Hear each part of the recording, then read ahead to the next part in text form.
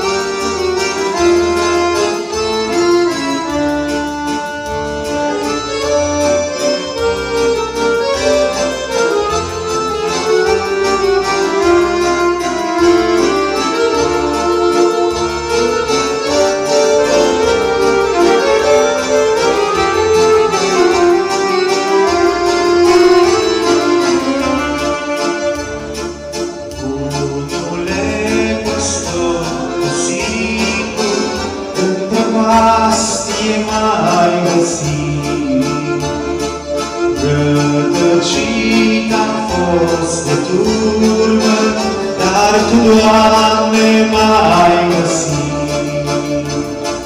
Ce iubire minunată la Tine, Doamne, am găsit. Toată viața niciodată nu-i uita ce mi-ai făcut.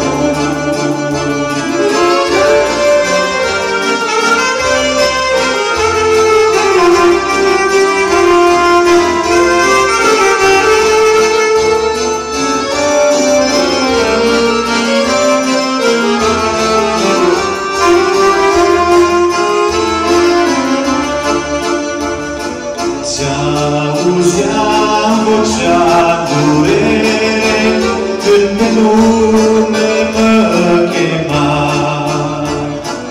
Tu m-ai vrut lăsat uitării, de aceea mă căutai. Ce iubire minunată la Tine, Doamne, am găsit. Toată viața niciodată nu-i uita ce mi-ai făcut.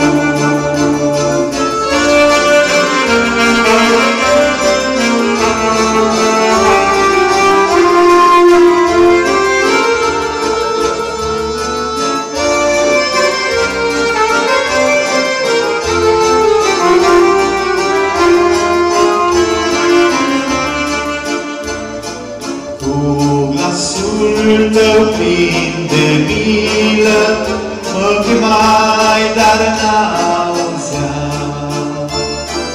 Tu chemai voința dragă, ți-ai dat viața tot ce-aveai. Ce iubire minunată la Tine, Doamne, am găsit. Viața niciodată nu-i uita ce mi-ai